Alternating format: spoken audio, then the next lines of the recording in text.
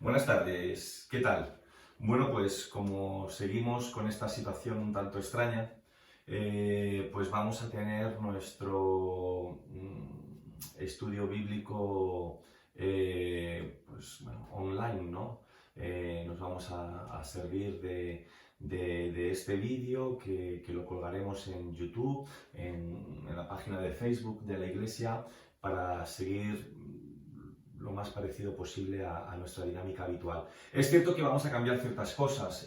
Ustedes saben que desde hace más de un año venimos comentando versículo a versículo el libro de Apocalipsis, pero hemos decidido que durante el tiempo que dure esta situación, pues vamos a cambiar la temática de los estudios. Bien, les cuento una experiencia personal.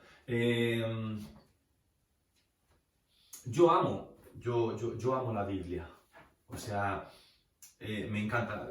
Mira, les enseño algo. ¿Ven? Pues, sí, soy así un poco... No crean que soy hereje, ¿no? Hay personas que piensan que como la Biblia es palabra de Dios, no se puede pintar sobre ella o escribir con bolígrafo. Pero bueno, ¿se dan cuenta? Bueno, pues así están casi todas las hojas de mi Biblia. Con esta Biblia en particular, una Biblia sencilla que puede costar 5, 7, 8 euros, es con la que me gusta trabajar. Y ¿saben? Es el libro más importante de mi vida. Es el libro el cual enseño, es el libro que me sirve para predicar. Lo amo, o sea, creo que los libros informan, pero la Biblia creo que es el único libro que es capaz de transformar la vida de las personas, ¿saben? Pero dicho esto, para que no me malinterpreten, y además del vídeo, yo les enviaré el escrito del estudio. Quiero decirles que yo, por mucho que ame este libro, yo no soy bibliano. Yo soy cristiano. Yo no soy seguidor de la Biblia. Yo soy seguidor de Cristo. Y creo que son cosas bastante diferentes. Tengo un amigo que no hace mucho estuvo en nuestra iglesia local. La congregación le regaló una Biblia para que él pudiera leerla. Lo cierto es que yo le aconsejé que comenzara por el Evangelio de San Juan, ¿no? Yo creo que es lo que los predicadores, lo que los pastores solemos decir. Empieza por el libro de Juan. Pero mi amigo así rebelde me dijo: mira, Félix, voy a empezar la Biblia como se hace con todos los libros. Voy a empezar desde el principio. Bueno, muy bien. Vale, está fantástico. Cuando le volví a ver no hace mucho tiempo, le pregunté, bueno, ¿qué tal vas con tus lecturas? ¿Necesitas que te explique algo? ¿Necesitas que te ayude en algo? Y la verdad es que le vi más perdido que gaviota en Bolivia, ¿no? O sea, estaba súper perdido y me dice: Feli, hay cosas que son difíciles de entender. Hay cosas que uno se pregunta cómo Dios puede permitir eso o cómo Dios puede ordenar eso. Y eso me llevó a plantearme esta cuestión. Yo creo que es necesario que entendamos cómo tenemos que leer la Biblia. En primer lugar, y vamos a tratar de ir despacio, en primer lugar quiero decirles que la Biblia no es el fundamento del cristiano. Si queremos definir la palabra fundamento o el término fundamento, tenemos que irnos al latín, que es donde se encuentra el origen etimológico del término, ¿no? Y es que es fruto de la suma de dos componentes de dicha lengua. El sustantivo fundus, que es sinónimo de base o de fondo, y el sufijo mento, que es equivalente a instrumento o medio. Por tanto, podemos decir en palabras sencillas, fundamento es el principio o cimiento sobre el que se apoya y se desarrolla una cosa. Mucha gente cristiana imagina que el fundamento de su fe es la Biblia. La ven como el centro supremo alrededor del cual gira todo lo que ellos creen. Sin embargo, el fundamento de la fe cristiana se centra realmente en una persona, no en un libro. Mientras que el Islam siempre se ha presentado como una religión del libro, el reino de Dios desde el principio ha sido un movimiento centrado en una sola persona. Jesucristo es el fundamento, es el centro de nuestra fe. La Biblia no lo es. Él es quien nos revela el amor que Dios, o el amor de Dios, que es eternamente perfecto. Es quien encarna perfectamente el amor que Dios tiene para nosotros, quien modela perfectamente el amor que debemos tener hacia los demás, y es el medio por el cual entramos en una relación con Dios amorosa y basada en la fe. El único fundamento que puede establecerse, dice Pablo, por ejemplo, es el que ya está puesto, el cual es Jesucristo. Primera de Corintios, capítulo 3, versículo 11. Jesús es, en palabras de Pedro, la piedra angular que los constructores rechazaron. Primera de Pedro, capítulo 2, versículos 6 y 7. Lo que significa que todo el edificio de la fe cristiana debe construirse sobre él. Los primeros discípulos ciertamente creyeron que el Antiguo Testamento fue inspirado, claro que sí, pero nunca basaron su fe en Cristo en esto. Lo utilizaron ampliamente, pero solo como un medio para señalar a las personas hacia Jesús, en quien ya creían por otras razones. Creo que ese es el papel que la Biblia debería desempeñar en nuestras vidas. Estoy de acuerdo en que debemos afirmar la inspiración divina de las Escrituras, claro que sí, y creo que deberíamos usarla para señalar a las personas hacia Jesús, pero no puede soportar el peso de ser la base de por qué creemos en Jesús, ni Dios tuvo la intención de que así fuera. Por lo tanto, no veo creencias arraigadas en las Escrituras como un fin en sí mismas. Más bien nos señalan a Jesús, nos ayudan a incorporarnos y fortalecernos en nuestra relación con Jesús. En el momento en que empezamos a pensar en las Escrituras o en nuestras creencias derivadas de las Escrituras como fines en sí mismos, corremos el peligro de hacer un ídolo de las Escrituras y de nuestras creencias. No nos relacionamos con un libro o una lista de doctrinas que están enraizadas en ese libro. Nos relacionamos con Cristo y su amor por nosotros, nuestra fe, se basa en Cristo. Participar en este amor centrado en Cristo es el fin al que apuntan todas las creencias sobre la Biblia. Esta relación es lo que da sentido a todo lo demás enseñado en la Biblia. Entonces, ¿cómo leer la Biblia? Si le preguntamos a un cristiano español qué es la Trinidad, nos dirá que la Trinidad es un Dios compuesto de tres personas: Dios Padre, Hijo y Espíritu Santo. ¡Perfecto! ¡Perfecto! Ahora bien, en la práctica de nuestra fe, se podría decir, en realidad creemos en una Trinidad compuesta más bien de Dios Padre, el Hijo y la Santa Biblia. ¿En España leemos la Biblia? Sí, creo que poco, pero se lee. Pero también la idolatramos. En cierto modo, para mucha gente la Biblia se ha convertido en una especie de Dios hecho palabras, versículos y pasajes que citar a diestro y siniestro con los que cerrar conversaciones y sentenciar cualquier tema. No tiene nada más que meterse en Facebook y ver cualquier discusión doctrinal. Esto es así porque la Biblia lo dice y punto. Y no hay más razón y no hay más explicación. ¿Os suena? Pero claro, la Biblia dice tantas cosas.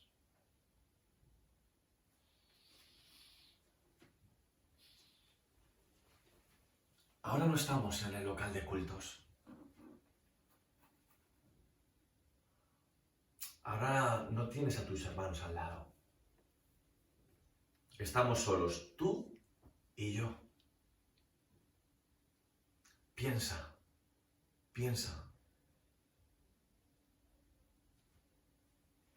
¿Debemos exterminar a nuestros enemigos en un festín genocida que incluya a mujeres, niños y ancianos, como sucedió en Jericó? ¿O debemos llamarlos y bendecirlos?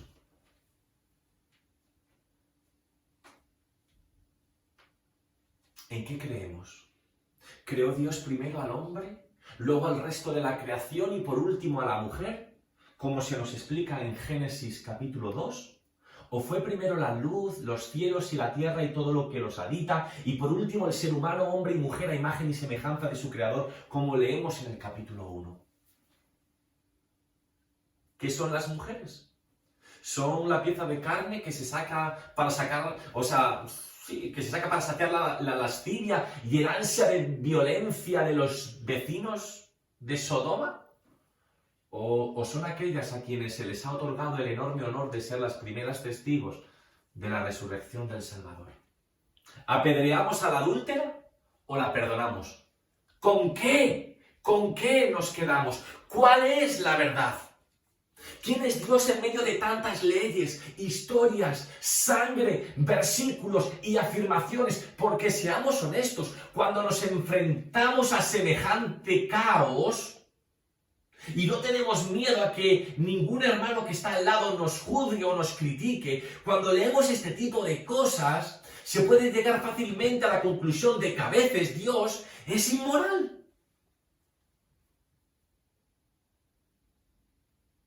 Si creemos que la Biblia, Dios, justifica el genocidio de los habitantes de Jericó, entonces, ¿por qué no iba a justificar el de los judíos europeos en el siglo XX? ¿O el de los habitantes de las Américas a partir del siglo XVI? ¿O el apartheid? ¿O la esclavitud? ¿O el racismo? ¿O cualquier situación inmoral contemporánea que incluya la distinción de personas? Y si Dios no es inmoral, y lo que se cuenta, legisla y justifica en el Antiguo Testamento y en algunas partes del Nuevo no es aplicable hoy en día, ¿cambia entonces Dios? O sea, ¿puede el Dios que afirma ser el mismo ayer, hoy y siempre, como se nos dice en Hebreos capítulo 13, versículo 8, ¿puede cambiar de opinión tan drásticamente? ¿Cómo podemos entonces confiar en un Dios que hoy dice Diego y mañana dice Diego? ¿Decidirá este Dios el día de mañana que la salvación se otorga solamente a quien mida más o menos de 1,70 m? ¿Qué seguridad tenemos en nada si Dios no es inmutable? Pero la cuestión es, amigo, ¿y si Dios no es ni inmoral, ni cambiable? ¿No será que el problema a la hora de entender la Biblia no está en la naturaleza de Dios, sino en cómo nosotros leemos la Biblia? ¿No seremos nosotros, y no Dios, ni la Biblia, el eslabón débil de esta cadena?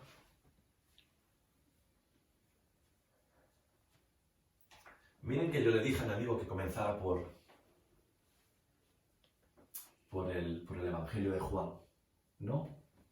Y cuando leemos cómo el Evangelio de Juan presenta al Bautista, entendemos que Juan vino como testigo para dar testimonio de la luz, es decir, de Cristo Jesús. Entendemos que Juan no era la luz, sino que vino para dar testimonio de la luz. Juan capítulo 1, versículo 7 y 8. Nos queda claro que el Bautista no era Dios, sino que vino a anunciar a Dios. Juan estaba inspirado por Dios, sí, pero no era Dios.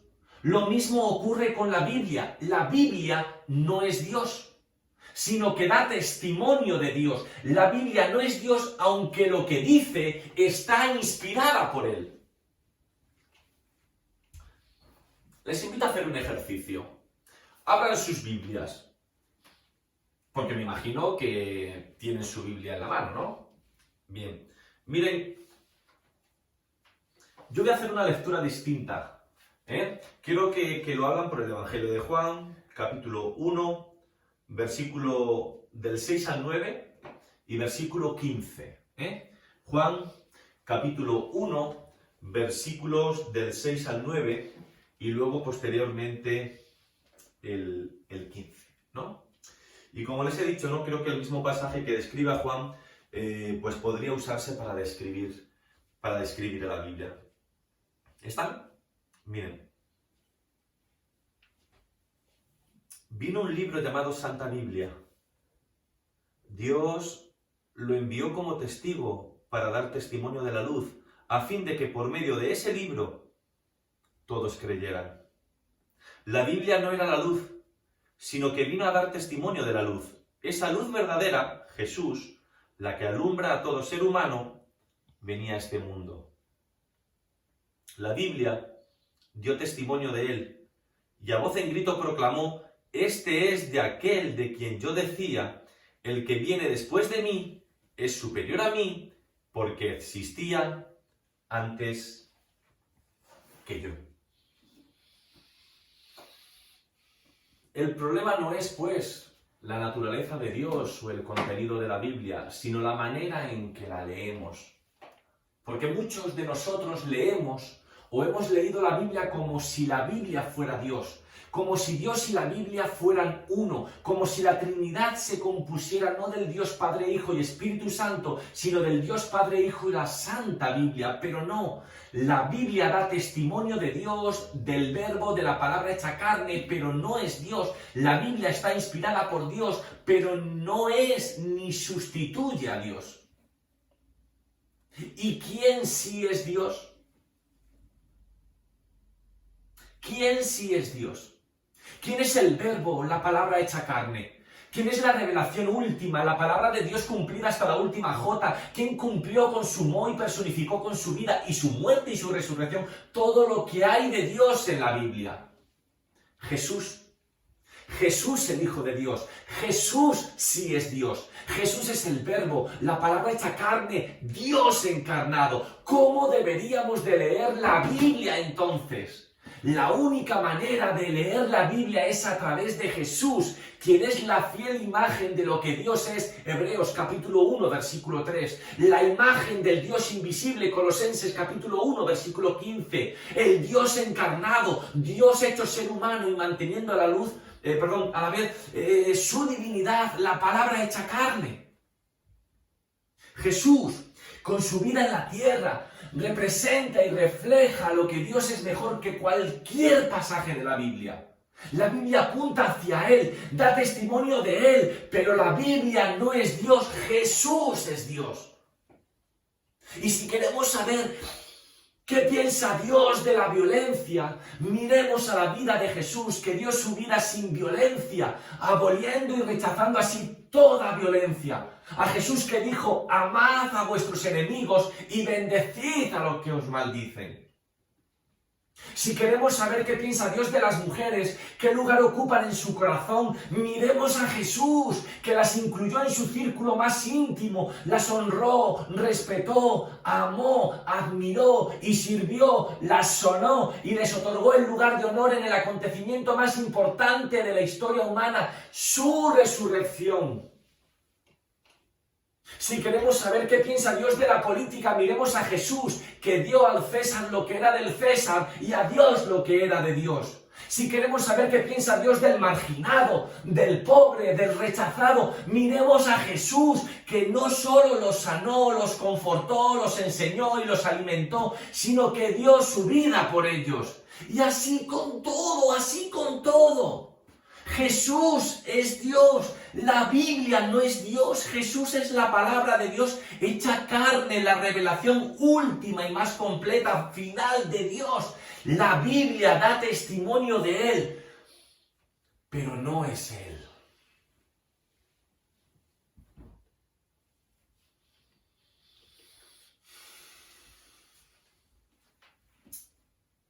La Biblia es, además, la historia inspirada de cómo la humanidad, A través primero de una familia, de Abraham y de Sara, y luego de un pueblo, el pueblo de Israel, fue conociendo poco a Dios. Paso a paso, nivel a nivel. La Biblia es un proceso. Cada palabra, cada versículo, cada relato, cada libro de la Biblia forma parte de una historia mayor cuyo objetivo es dar a conocer a Dios revelado de manera última y definitiva en Jesús.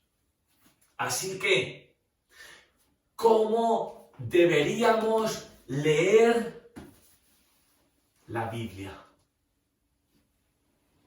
Pues buscando con la ayuda del Espíritu Santo dos cosas.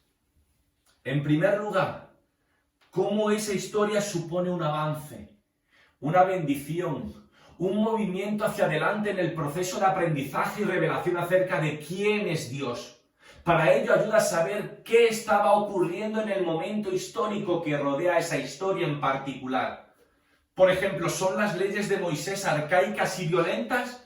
Con nuestros ojos del siglo XXI, por supuesto. Claro que sí, pero con los ojos de los pueblos que rodeaban a Israel, el decálogo y el resto de preceptos sobre sacrificios, esclavitud, pureza y demás suponen la diferencia entre el caos de sociedades regidas por dioses arbitrarios y el orden de una sociedad regida por un Dios en el que se podía confiar, un Dios que nunca iba a exigirte algo que no hubiera sido establecido de antemano, un Dios que además establece un pacto, una alianza con su creación. Y en segundo lugar, debemos leerla buscando cómo esa historia apunta a Jesús. Y no me refiero con esto a cómo apunta o profetiza la venida de Jesús o su muerte y resurrección, sino a cómo da testimonio de la naturaleza de Jesús, cómo Dios hecho carne, cómo la palabra de Dios, que es la imagen perfecta de quien Dios es. Al leerla, usando a Jesús como la medida de nuestra lectura, aprenderemos a entresacar de entre todas esas historias, pasajes y también humanidad a Dios. La identidad real de un Dios que, en última instancia, y diga el texto literal lo que diga, debe reconciliarse y medirse con el hecho de que ese Dios dio su vida por su creación.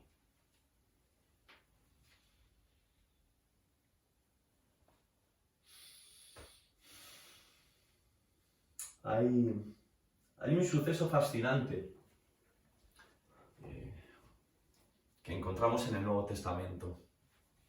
Cuando Moisés y Elías aparecieron junto a Jesús en la cima del monte Tabor, Pedro, confundido, quiso construir tres enramadas, tres tabernáculos, ¿no? Uno para cada uno de ellos, honrándolos como iguales. En ese momento, Dios los envolvió en una nube y declaró: este es mi Hijo amado, en quien tengo complacencia. A Él escuchadle. A Él escuchadle. Mateo capítulo 17, versículo 5. Cuando la nube se levantó, Moisés y Elías habían desaparecido, quedando solamente Jesús.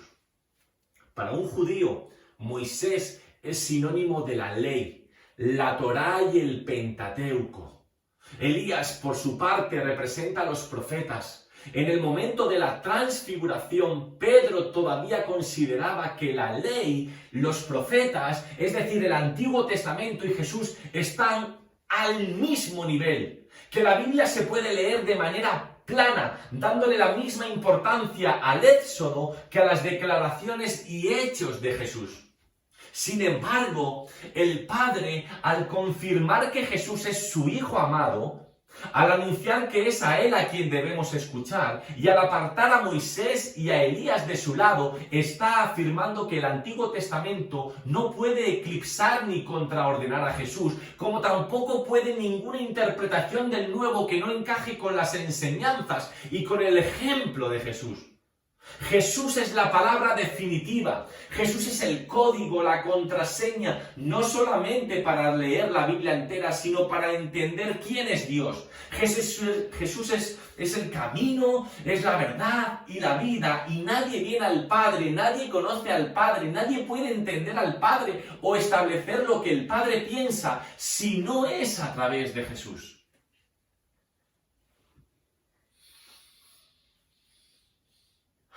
Terminamos en esta tarde. Así pues que, ¿cómo debemos leer la Biblia? ¿Significa esto que podemos desechar el Antiguo Testamento? ¿O todo aquello que no sean las palabras directas de Jesús? O sea, arrancamos la ley, arrancamos los escritos de Pablo, quemamos las epístolas de Pedro. No. Todo lo contrario.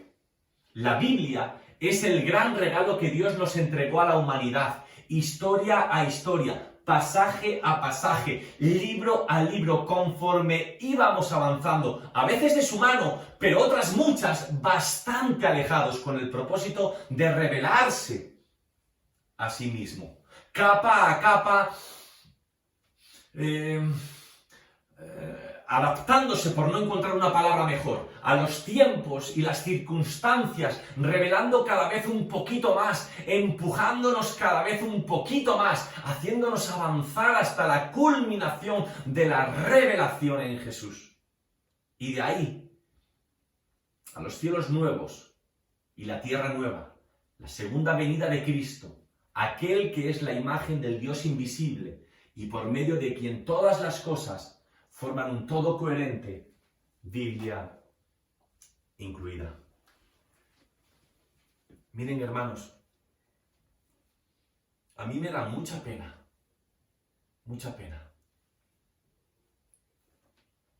que utilicemos la Biblia como arma arrojadiza.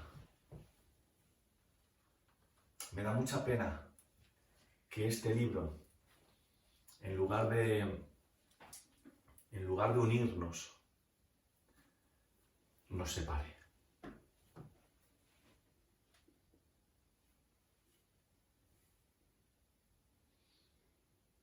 Es curioso que Cristo Jesús dijo que nos conocerían por el amor que nos tuviéramos los unos a los otros. Y en lugar de luchar por ser cada vez más amorosos, lo único que hacemos es tratar de tener siempre la razón.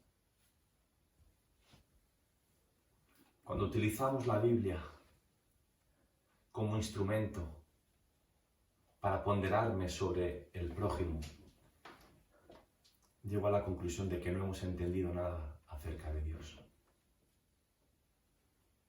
Este libro sagrado, este libro inspirado, este libro magnífico, increíble, este libro nos apunta a la persona de Cristo Jesús. Les invito a que en un acto de humildad nos despojemos de nosotros mismos, nos despojemos de tantas certezas,